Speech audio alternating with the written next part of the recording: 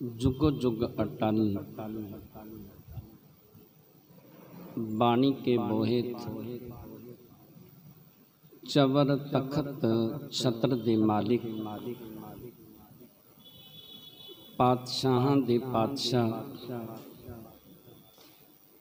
सतगुरु साहिब श्री गुरु ग्रंथ साहिब जी की पावन गोद विच जुड़ मिल बैठे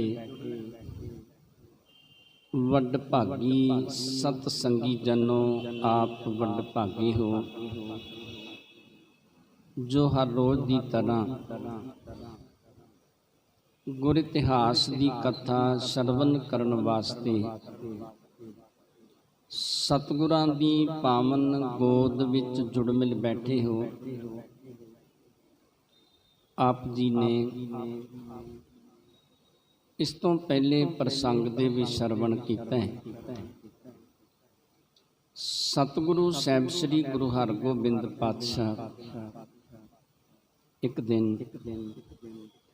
भाई भाने नूं, भाई विधि चंद, भाई जेठा जी जो सतगुरु जी दे प्यार वाले सिख सन, इन्हां नूं नाल लैके कुछ घोड़ सवार जिहड़े सन उन्हां नूं नाल लैके वडाली नगर दे विच पहुंचे। ते जदों वडाली नगर दे विच कुछ समा सतगुरु जी ने बतीत कीता, शाम दा वेला सी।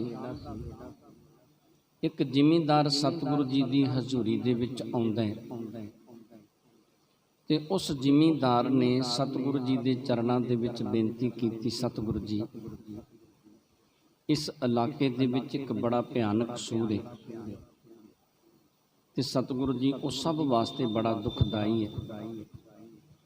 सतगुरु साहिब श्री गुरु हरगोबिंद पातशाह ने उस वेले पैंदे खां नूं नाल लिया, नाल गुरसिखां नूं लिया। सतगुरु जी घोड़े ते असवार होके पहुंचे। अगे अगे जिमींदार तुरिया जांदा है। जिमींदार ने जाके दसना कीता कि सतगुरु जी ओ सामने सूर बैठा है। झाड़ां दे भी सूर नूं वेखना कीता। जिस वेले उन्हें घोड़ियां दे पैरां दी आवाज़ सुनी, सुचेत हो जाता है। सतगुरु जी पैंदे खां नूं कहन लगे, पैंदे खां जा तू उहदा चल के मुकाबला करना कर। कहंदे जदों पैंदे खां घोड़ा लैके अगे जांदा है ना ते सूर दौड़दा होया आया, उन्हें पैंदे खां दे घोड़े नूं टक्कर मारनी कीती। घोड़ा जिहड़ा सी नीवें थां वाले पासे नूं जदों जांदा है, पैंदे खां तो संभलिया ना गया, पैंदे खां घोड़े तो डिग पैंदा है। सतगुरु साहिब श्री गुरु हरगोबिंद पातशाह आप घोड़ा लैके अगे वधे ने ते फिर उस वेले सतगुरु साहिब श्री गुरु हरगोबिंद पातशाह ने घोड़े की एक रकाब के उत्ते अपना सारा वजन पाया ते नीवें हो के इहो जिहा वार कीता कि ये जिहड़ा सूर सी इहदे दो टुकड़े हो जाते हैं।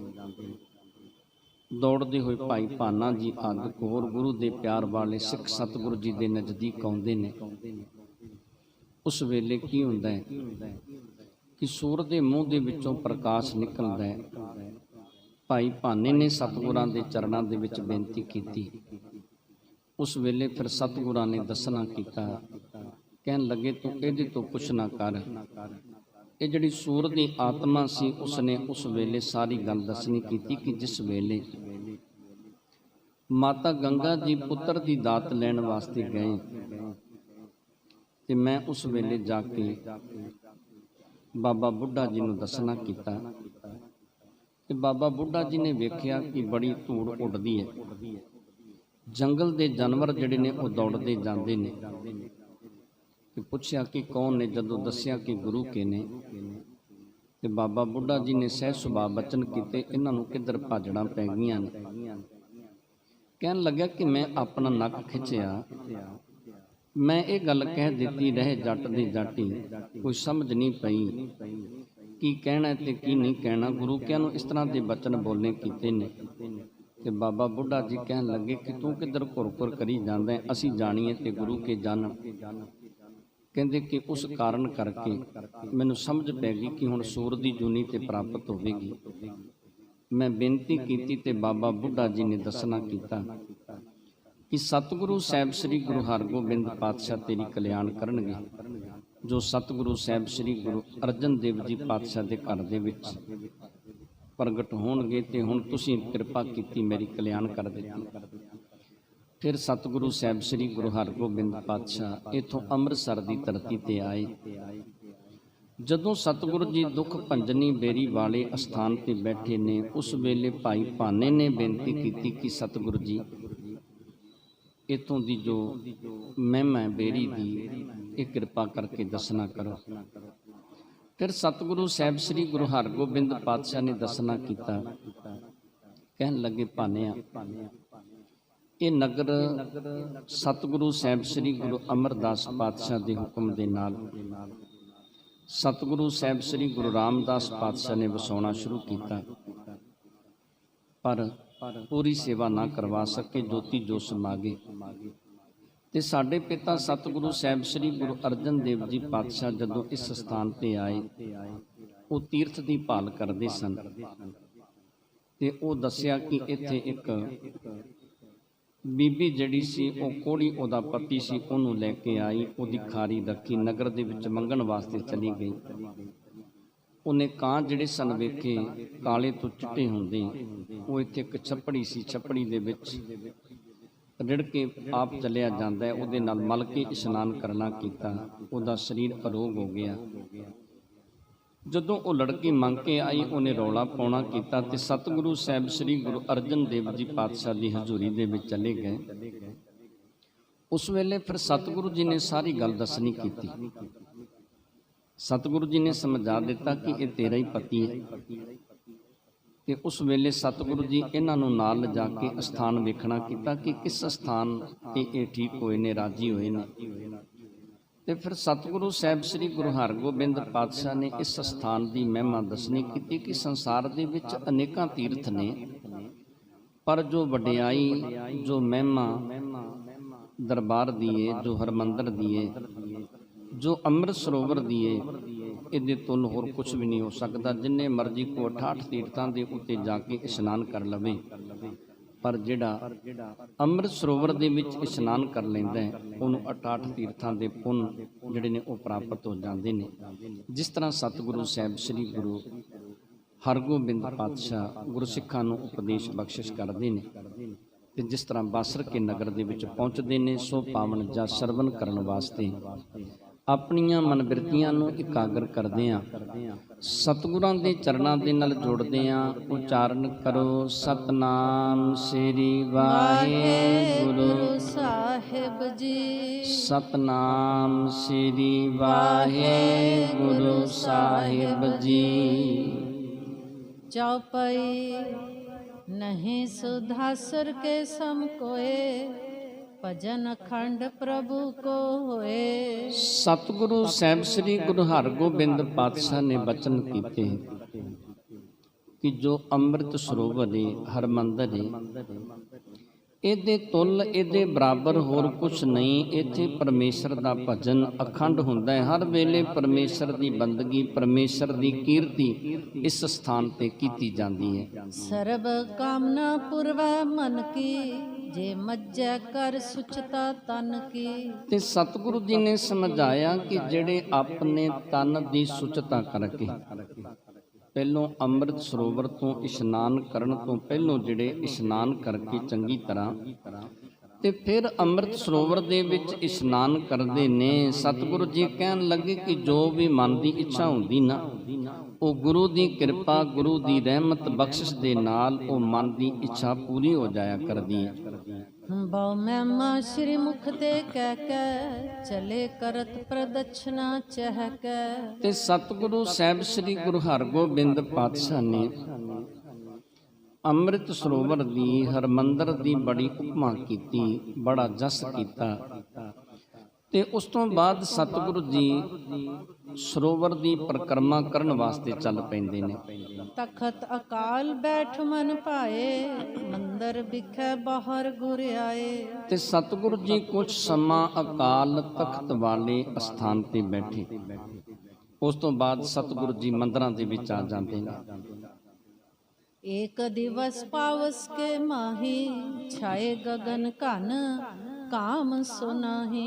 ਕਹਿੰਦੇ ਇਸ ਤਰ੍ਹਾਂ ਉਹ ਦਿਨ ਜਿਹੜੇ ਸਨ ਬਰਸਾਤਾਂ ਦੇ ਸਨ ਤੇ ਕਹਿੰਦੇ ਇਸ ਤਰ੍ਹਾਂ ਸੀ ਕਿ ਘਨ ਜਿਹੜਾ ਬੱਦਲ ਸੀ ਉਹ ਆਕਾਸ਼ ਦੇ ਵਿੱਚ ਸੀ, ਪਰ ਕਹਿੰਦੇ ਬਰਸਾਤ ਨਹੀਂ ਸੀ।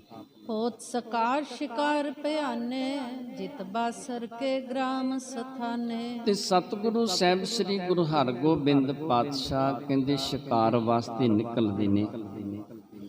ਜਿੱਧਰ ਬਾਸਰ ਕੇ ਨਗਰ ਸੀ, ਸਤਿਗੁਰੂ ਸਾਹਿਬ ਸ੍ਰੀ ਗੁਰੂ ਹਰਗੋਬਿੰਦ ਪਾਤਸ਼ਾਹ ਗੁਰਸਿੱਖਾਂ ਨੂੰ ਨਾਲ ਲੈ ਕੇ ਉਸ ਪਾਸੇ ਨੂੰ ਚੱਲ ਪੈਂਦੇ ਨੇ। श्री गुरु अमरदास को थाना कर दर्शन को बंधन ठाना। ਤੇ ਇਹ ਜਿਹੜਾ ਅਸਥਾਨ ਨੇ ਇਹ ਸਤਿਗੁਰੂ ਸਾਹਿਬ ਸ੍ਰੀ ਗੁਰੂ ਅਮਰਦਾਸ ਪਾਤਸ਼ਾਹ ਦੇ ਸੀ। ਜਦੋਂ ਉਸ ਸਥਾਨ ਤੇ ਸਤਿਗੁਰੂ ਜੀ ਪਹੁੰਚਦੇ ਨੇ, ਸਤਿਗੁਰੂ ਜੀ ਨੇ ਦੋਨੋਂ ਹੱਥ ਜੋੜੇ ਤੇ ਉਸ ਸਥਾਨ ਤੇ ਜੋ ਸਤਿਗੁਰੂ ਸਾਹਿਬ ਸ੍ਰੀ ਗੁਰੂ ਅਮਰਦਾਸ ਪਾਤਸ਼ਾਹ ਦਾ ਸੀ, ਉਸ ਸਥਾਨ ਤੇ ਸਤਿਗੁਰਾਂ ਨੇ ਨਮਸਕਾਰ ਕੀਤੀ। संग सुपट साधु अर भाना कर बंधन को बाक बखाना। ਉਸ ਵੇਲੇ ਸਤਿਗੁਰੂ ਜੀ ਦੇ ਨਾਲ ਭਾਈ ਭਾਨਾ ਜੀ, ਭਾਈ ਸਾਧੂ ਜੀ ਤੇ ਹੋਰ ਗੁਰੂ ਦੇ ਪਿਆਰ ਵਾਲੇ ਸੂਰਮੇ ਸਨ। ਇਹਨਾਂ ਨੇ ਵੀ ਜਿੱਥੇ ਸਤਿਗੁਰੂ ਜੀ ਨੇ ਨਮਸਕਾਰ ਕੀਤੀ, ਇਹਨਾਂ ਗੁਰਸਿੱਖਾਂ ਨੇ ਵੀ ਉਸ ਸਥਾਨ ਤੇ ਨਮਸਕਾਰ ਕੀਤੀ। प्रभ जी एह स्थान किस केरा पाओ नमरता धर तुम हेरा। ਤੇ ਸਤਿਗੁਰੂ ਜੀ ਦੇ ਚਰਨਾਂ ਦੇ ਵਿੱਚ ਬੇਨਤੀ ਕਰਦੇ ਨੇ ਭਾਈ ਭਾਨਾ ਜੀ ਆਦਿਕ ਕਿ ਸਤਿਗੁਰੂ ਜੀ ਇਹ ਅਸਥਾਨ ਕਿਹੜੇ ਸਤਿਗੁਰਾਂ ਦਾ ਹੈ। ਬੜੇ ਭਾਵ ਦੇ ਨਾਲ, ਬੜੇ ਪਿਆਰ ਦੇ ਵਿੱਚ ਆ ਕੇ ਸਤਿਗੁਰੂ ਜੀ ਤੁਸੀਂ ਇਸ ਸਥਾਨ ਤੇ ਨਮਸਕਾਰ ਕੀਤੀ ਹੈ। ਇਸ ਸਥਾਨ ਤੇ ਨਮਸਕਾਰ ਕਰਨ ਦਾ ਕਾਰਨ ਕੀ ਹੈ? ਜਦੋਂ ਇਸ ਤਰ੍ਹਾਂ ਦੀ ਬੇਨਤੀ ਭਾਈ ਭਾਨਾ ਜੀ ਆਦਿਕ ਤੇ ਭਾਈ ਸਾਧੂ ਆਦਿਕ ਸਤਿਗੁਰੂ ਜੀ ਦੇ ਚਰਨਾਂ ਦੇ ਵਿੱਚ ਕਰਦੇ ਨੇ। सुन सतगुर सब कथा सुनाई श्री गुरु अमर छपे इस थाई। ਉਸ ਵੇਲੇ ਫਿਰ ਸਤਿਗੁਰੂ ਸਾਹਿਬ ਸ੍ਰੀ ਗੁਰੂ ਹਰਗੋਬਿੰਦ ਪਾਤਸ਼ਾਹ ਨੇ ਜੋ ਸਤਿਗੁਰੂ ਸਾਹਿਬ ਸ੍ਰੀ ਗੁਰੂ ਅਮਰਦਾਸ ਪਾਤਸ਼ਾਹ ਦੀ ਕਥਾ ਸੀ ਉਹ ਸੁਣਾਈ। ਦੱਸਿਆ ਕਿ ਸਤਿਗੁਰੂ ਸਾਹਿਬ ਸ੍ਰੀ ਗੁਰੂ ਅਮਰਦਾਸ ਪਾਤਸ਼ਾਹ ਇਸ ਸਥਾਨ ਤੇ ਆ ਕੇ ਛਿਪ ਗਏ ਸਨ, ਲੁਕ ਗਏ ਸਨ ਸਤਿਗੁਰੂ ਜੀ ਇਸ ਸਥਾਨ ਤੇ ਆ ਕੇ। वृद्ध साहेब तब आए निकारे सुनकर गाथ आनंदत सारे। ਤੇ ਸਤਿਗੁਰੂ ਜੀ ਨੇ ਦੱਸਣਾ ਕੀਤਾ ਕਿ ਬਾਬਾ ਬੁੱਢਾ ਜੀ ਆਦਿਕ ਜੋ ਗੁਰੂ ਦੇ ਪਿਆਰ ਵਾਲੇ ਸਿੱਖ ਸਨ ਉਹ ਚੱਲ ਕੇ ਆਏ ਤੇ ਸਤਿਗੁਰਾਂ ਨੂੰ ਇੱਥੋਂ ਲੁਕਿਆ ਹੋਇਆਂ ਨੂੰ ਬਾਹਰ ਬੇਨਤੀ ਕਰਕੇ ਕੱਢਣਾ ਕੀਤਾ। ਜਦੋਂ ਇਹ ਸਾਰੀ ਗਾਥਾ, ਸਾਰੀ ਕਥਾ ਸਤਿਗੁਰੂ ਸਾਹਿਬ ਸ੍ਰੀ ਗੁਰੂ ਹਰਗੋਬਿੰਦ ਪਾਤਸ਼ਾਹ ਸੁਣਾਉਂਦੇ ਨੇ, ਗੁਰੂ ਦੇ ਪਿਆਰ ਵਾਲੇ ਸਿੱਖ ਬੜੀ ਸ਼ਰਧਾ ਦੇ ਵਿੱਚ, ਬੜੇ ਪਿਆਰ ਦੇ ਵਿੱਚ ਆ ਕੇ ਉਸ ਸਥਾਨ ਤੇ ਨਮਸਕਾਰਾਂ ਕਰਦੇ ਨੇ। कितक समय थे बैठन करके गमने पुर तुरंग पर चर के। ਸਤਿਗੁਰੂ ਜੀ ਕੁਝ ਸਮਾਂ ਇਸ ਸਥਾਨ ਤੇ ਬੈਠੇ ਤੇ ਕੁਝ ਸਮੇਂ ਤੋਂ ਬਾਅਦ ਫਿਰ ਸਤਿਗੁਰੂ ਜੀ ਘੋੜੇ ਤੇ ਅਸਵਾਰ ਹੋ ਕੇ ਨਗਰ ਵਾਲੇ ਪਾਸੇ ਚਲੇ ਜਾਂਦੇ ਨੇ। मंद मंद मार्ग में जाते भाने संग करत सब बाते। ਤੇ ਸਤਿਗੁਰੂ ਜੀ ਰਸਤੇ ਤੇ ਹੌਲੀ ਹੌਲੀ ਚੱਲਦੇ ਨੇ। ਭਾਈ ਭਾਨੇ ਦੇ ਨਾਲ ਸਤਿਗੁਰੂ ਜੀ ਬੜੇ ਪਿਆਰ ਦੇ ਵਿੱਚ ਆ ਕੇ ਬਚਨ ਵਿਲਾਸ ਕਰਦੇ ਨੇ। बरे बीर में बीरन बीर वृद्ध साहेब इस थल के तीर। ਤੇ ਜਿੱਥੇ ਬਾਬਾ ਬੁੱਢਾ ਜੀ ਦੀ ਬੀੜ, ਉਸ ਸਥਾਨ ਤੇ ਸਤਿਗੁਰੂ ਜੀ ਪਹੁੰਚੇ ਜਿੱਥੇ ਬਾਬਾ ਬੁੱਢਾ ਜੀ ਦੀ ਬੀੜ ਸੀ। ਉਸ ਬੀੜ ਦੇ ਵਿੱਚ ਜਦੋਂ ਸਤਿਗੁਰੂ ਜੀ ਨੇ ਪ੍ਰਵੇਸ਼ ਕਰਨਾ ਕੀਤਾ, पास चलत गुर के गुरदास तिस दिश देखियो कयो सुख रास। ਤੇ ਸਤਿਗੁਰੂ ਸਾਹਿਬ ਸ੍ਰੀ ਗੁਰੂ ਹਰਗੋਬਿੰਦ ਪਾਤਸ਼ਾਹ ਦੇ ਨਾਲ ਉਸ ਵੇਲੇ ਭਾਈ ਸਾਹਿਬ ਭਾਈ ਗੁਰਦਾਸ ਜੀ ਜਾਂਦੇ ਸਨ ਤੇ ਸੁੱਖਾਂ ਦੇ ਦਾਤੇ ਸਤਿਗੁਰੂ ਸਾਹਿਬ ਸ੍ਰੀ ਗੁਰੂ ਹਰਗੋਬਿੰਦ ਪਾਤਸ਼ਾਹ ਨੇ ਉਸ ਵੇਲੇ ਫਿਰ ਭਾਈ ਸਾਹਿਬ ਭਾਈ ਗੁਰਦਾਸ ਜੀ ਦੇ ਨਾਲ ਉਹਨਾਂ ਵੱਲ ਤੱਕ ਕੇ ਤੇ ਇਸ ਤਰ੍ਹਾਂ ਦੇ ਬਚਨ ਕੀਤੇ। वृद्ध साहेब को बसन स्थान उतो कहाँ ते करो पछान। ਤੇ ਸਤਿਗੁਰੂ ਜੀ ਭਾਈ ਗੁਰਦਾਸ ਜੀ ਨੂੰ ਕਹਿਣ ਲੱਗੇ ਕਿ ਜੋ ਬਾਬਾ ਬੁੱਢਾ ਜੀ ਦੇ ਵਸਣ ਦਾ ਅਸਥਾਨ ਸੀ, ਜਿੱਥੇ ਜ਼ਿਆਦਾ ਸਮਾਂ ਬਾਬਾ ਬੁੱਢਾ ਜੀ ਨੇ ਬਤੀਤ ਕੀਤਾ, ਉਸ ਅਸਥਾਨ ਦੀ ਪਹਿਚਾਨ ਕਰਨੀ ਕਰੋ। चिर लग संग रहे तुम दो, गुर घर के अगरी सिख जाओ।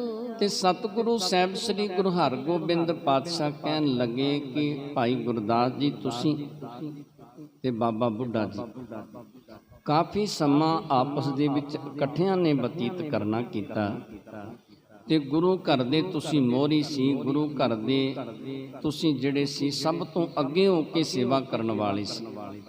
सुनत चलियो गुरदास अगारी, ते सथान कीच कीन चिनारी। ਤੇ ਭਾਈ ਸਾਹਿਬ ਭਾਈ ਗੁਰਦਾਸ ਜੀ ਉਸ ਵੇਲੇ ਸਤਿਗੁਰੂ ਜੀ ਦੇ ਨਾਲ ਅੱਗੇ ਅੱਗੇ ਚੱਲਦੇ ਨੇ ਤੇ ਉਸ ਸਥਾਨ ਦੀ ਜਾ ਕੇ ਭਾਈ ਗੁਰਦਾਸ ਜੀ ਨੇ ਪਹਿਚਾਨ ਕਰਨੀ ਕੀਤੀ, ਜਿੱਥੇ ਬਾਬਾ ਬੁੱਢਾ ਜੀ ਬੈਠਿਆ ਕਰਦੇ ਸਨ, ਜਿੱਥੇ ਜ਼ਿਆਦਾ ਸਮਾਂ ਬਾਬਾ ਬੁੱਢਾ ਜੀ ਬਤੀਤ ਕਰਿਆ ਕਰਦੇ ਸਨ। हट कर कयो आप इते आवो, चाहो जो थल तिस दर्शन पावो। ਤੇ ਉਸ ਵੇਲੇ ਫਿਰ ਭਾਈ ਗੁਰਦਾਸ ਜੀ ਪਿੱਛੇ ਮੁੜ ਕੇ ਵੇਖਦੇ ਨੇ, ਸਤਿਗੁਰੂ ਜੀ ਦੇ ਚਰਨਾਂ ਦੇ ਵਿੱਚ ਬੇਨਤੀ ਕਰਦੇ ਨੇ ਕਿ ਸਤਿਗੁਰੂ ਜੀ ਇਸ ਸਥਾਨ ਤੇ ਆਵੋ ਤੇ ਇਸ ਸਥਾਨ ਤੇ ਆ ਕੇ ਤੁਸੀਂ ਜੋ ਬਾਬਾ ਬੁੱਢਾ ਜੀ ਦਾ ਅਸਥਾਨ ਹੈ, ਜਿਹਦੇ ਤੁਸੀਂ ਦਰਸ਼ਨ ਕਰਨਾ ਚਾਹੁੰਦੇ ਹੋ, ਉਸ ਸਥਾਨ ਦੇ ਆ ਕੇ ਦਰਸ਼ਨ ਕਰਨਾ ਕਰੋ। सुनत बाक है को तब प्रेरा, तुरत पुनीत थान को हेरा।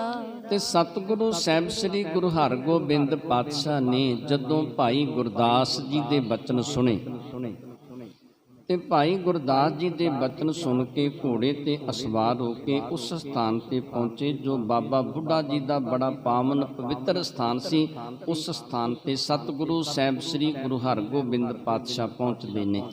वृद्ध सम जान करी तब बंदन, सिमर सिमर तिन के गुण बृंदन। ਤੇ ਉਸ ਵੇਲੇ ਜਿਵੇਂ ਗੁਰੂ ਦੇ ਪਿਆਰ ਵਾਲੇ ਬਾਬਾ ਬੁੱਢਾ ਜੀ ਦੇ ਚਰਨਾਂ ਤੇ ਆ ਕੇ ਨਮਸਕਾਰਾਂ ਕਰਿਆ ਕਰਦੇ ਸਨ ਤੇ ਉਹਨਾਂ ਦੇ ਵਾਂਗੂ ਉਹਨਾਂ ਦੇ ਅਸਥਾਨ ਦੇ ਉੱਤੇ ਬੜੇ ਪਿਆਰ ਦੇ ਵਿੱਚ ਆ ਕੇ ਸਤਿਗੁਰੂ ਸਾਹਿਬ ਸ੍ਰੀ ਗੁਰੂ ਹਰਗੋਬਿੰਦ ਪਾਤਸ਼ਾਹ ਨੇ ਦੋਨੋਂ ਜਾਤ ਜੋੜ ਕੇ ਨਮਸਕਾਰ ਕਰਨੀ ਕੀਤੀ। ਭਾਨਾ ਪੂਰ ਭਾਵਨਾ ਕਰਕੇ, ਨਮੋ ਕੀਨ ਭੂਤਲ ਸਿਰ ਧਰ ਕੇ।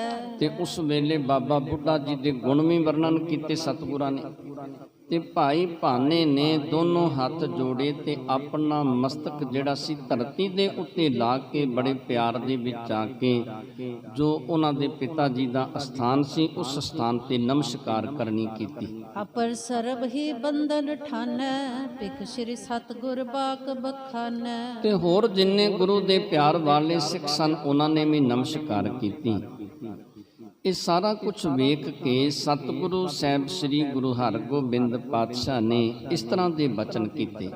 ਮੰਜੀ ਸੁੰਦਰ ਇਹਾ ਬਣਾਵੋ, ਹੋਤ ਪ੍ਰਾਤ ਕੇ ਸਭ ਸੁਧਰਾਵੋ।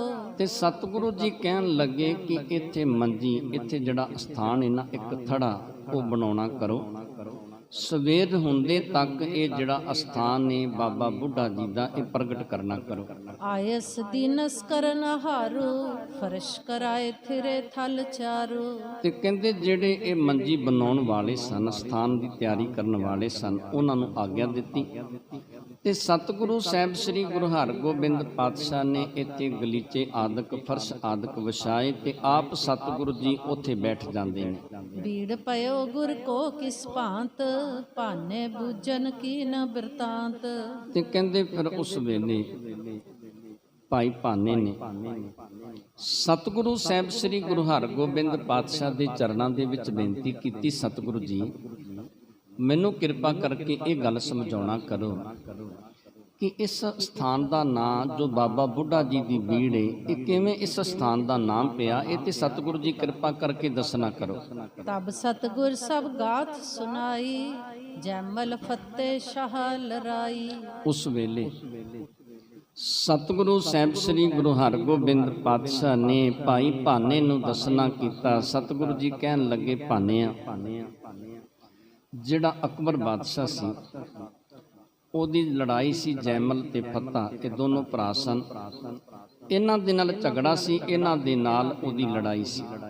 ਚੱਲ ਅਕਬਰ ਸ੍ਰੀ ਗੁਰ ਟਿਗ ਆਇਓ, ਮਹਿਮਾ ਜਾਨੀ ਸੀਸ ਨਿਵਾਇਓ। ਤੇ ਜਦੋਂ ਸਤਿਗੁਰੂ ਜੀ ਦੇ ਬਚਨਾਂ ਦੇ ਨਾਲ ਅਕਬਰ ਬਾਦਸ਼ਾਹ ਨੂੰ ਇਸ ਜੰਗ ਦੇ ਵਿੱਚ, ਇਸ ਲੜਾਈ ਦੇ ਵਿੱਚ ਫਤਿਹ ਪ੍ਰਾਪਤ ਹੋਈ ਨਾ, ਕਹਿੰਦੇ ਅਕਬਰ ਬਾਦਸ਼ਾਹ ਸਤਿਗੁਰੂ ਸਾਹਿਬ ਸ੍ਰੀ ਗੁਰੂ ਅਮਰਦਾਸ ਪਾਤਸ਼ਾਹ ਦੀ ਮਹਿਮਾ ਜਾਣ ਕੇ, ਸਤਿਗੁਰੂ ਜੀ ਦੀਆਂ ਵਡਿਆਈਆਂ ਜਾਣ ਕੇ, ਤੇ ਇਹ ਸਤਿਗੁਰੂ ਜੀ ਦੇ ਚਰਨਾਂ ਦੇ ਵਿੱਚ ਗੋਇੰਦਵਾਲ ਦੀ ਧਰਤੀ ਤੇ ਸਤਿਗੁਰਾਂ ਦੇ ਦਰਸ਼ਨਾਂ ਦੇ ਲਈ ਚੱਲ ਕੇ ਆਇਆ ਅਕਬਰ ਬਾਦਸ਼ਾਹ। ਇਹ ਸਭ ਅਰਪੇ ਗ੍ਰਾਮ ਕੋਰ, ਕਹਿ ਬਹੁ ਬਾਰ ਨਿਹੋਰ ਨਿਹੋਰ।